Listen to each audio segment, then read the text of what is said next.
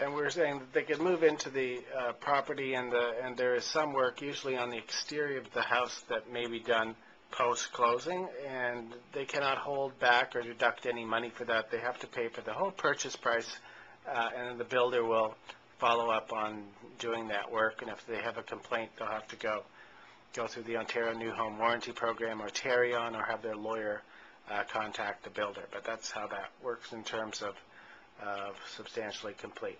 And we're going to talk about defects, these sort of minor defects and major defects later on. There are always defects, and they have to list those and contact the builder and arrange to have the builder come back and fix things like windows that are not properly installed, that are sticking and might be affected by the house settling a bit.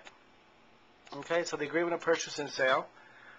Each builder will use their own form. There is a Greater Toronto Area Home Builders Association form, but many builders use their own form despite that standard form, but it has to be customized for the individual property.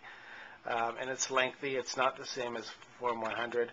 It's often 15, 20 pages long, with long schedules of everything that has to be built, the coach lights, the the type of materials used, the model and floor plan will sometimes be attached. You have to go through this agreement carefully, and many people will insist that they go through this agreement with a lawyer, and they'll make the contract conditional upon review by a lawyer to make sure that they're properly advised as to what their rights are, and that they understand this agreement.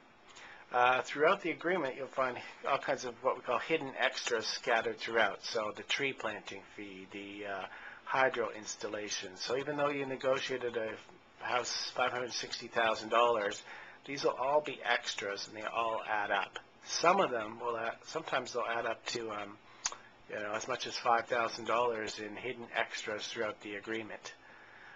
When there was a recession on, and it's a buyer's market, it's easier to negotiate with the builder to delete those hidden extras and include everything in the purchase price. But when it's a hot real estate market, the builders are less likely to delete some of those things. You might be able to negotiate a free upgrade if you're bargaining with your builder, but it really depends on what the economy is like. But these hidden extras do add up, which is why people who buy a new home, they should know about them. Okay, the agreement there is protecting the builder, allowing for delays in construction, and the builders drafted it in such a way that a lawyer should look carefully at some of the clauses and whether they're really fair to the purchaser and that the purchaser understands them. Substitution clauses, because a manufacturer may stop making something, or a quarry might close with a particular type of stone. That's why they have a substitution clause that allows them to substitute materials. They have to let the buyer know.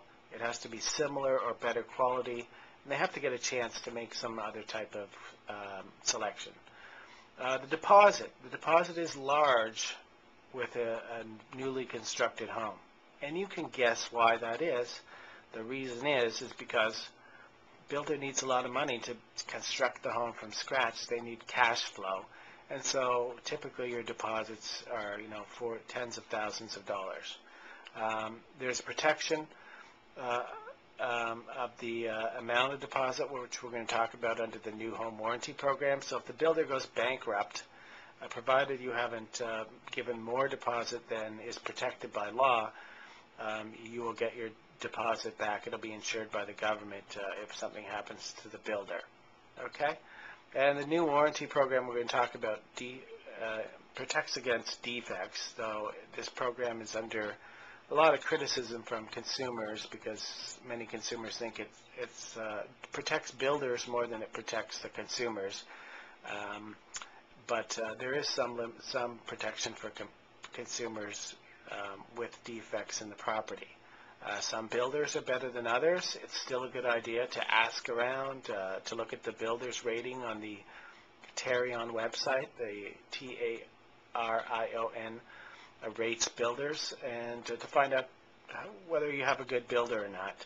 that you don't have a lot of defects in the house, because it's better not to have problems. But if you do have problems, the Tarion program is there to deal with those in terms of making complaints and mediating disputes. Okay? So you have to look through, if you're buying a new house, you need to go through, and it's best to go through with a lawyer, all of the hidden agreements, tree planting fees, Tarion New Home Warranty Program, enrollment fee, that's what ONHWP means there on the PowerPoint, hydro hookup, the water meter installation, the driveway is an extra charge, and those can add up to a whole lot. You can agree to cap those if you're smart enough to say, okay, I want to put a top dollar amount on those so that you control some of those costs on closing, so you're not paying more than you expect to on the closing. Okay? For delays in closing, vendors are supposed to take all reasonable steps, this is the builder, to close. So they are supposed to act in good faith and try and complete the deal. And this is for agreements that are signed before July 2008. So if you've signed your agreement to build the house a couple of years ago and you still don't have the house, the rules are slightly different from agreements that are signed after July 2008. The builder can delay up for 120 days, but they have to give written notice. Then delays beyond 120-day window, or sorry, 120-day period, you have a 10-day window to terminate. So if you've been given, if you can be delayed a couple of times, when you hit the 120-day period and they're still extending beyond that, you have a 10-day window to terminate the deal, get your deposit back, but you have to give written notice to the builder.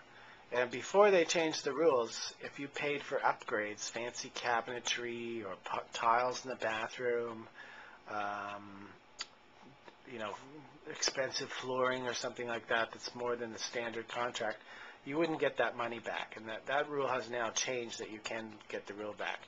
The builder has another 120-day period to complete if they're going beyond that 120 days and you've chosen not to get out of the deal. But if they can't complete after the second period, the agreement comes to an end unless the parties agree, they both agree to extend. Okay? If there's strikes, if there's arson, somebody burns down a partially completed house or a bunch of completed houses, or there's an earthquake or a storm or something like that, that can actually extend the clock, stop the clock from ticking while those things are fixed. So contractors sometimes go on strike. There's different trades that are part of trade unions, and sometimes there are strikes that take place. Okay? After July the 1st, 2008, I've got an article here which you can link to on the PowerPoint discussing this. It's a bit complicated, but there's a FCD, a firm closing date, or a first tentative closing date, and it's easier to get out of this. They've increased the compensation to $7,500 when they don't inform you of the proper delays. And if the first closing date is not met, the purchaser has 30 days to terminate, but the builder can't terminate the agreement. So there's some added protection there. The textbook doesn't go into this in extensive detail, so I'm not going to test you on the exact dates because we've got two sets of dates, but you should be aware that the Tarion website sets out how you're protected in terms of these closing dates.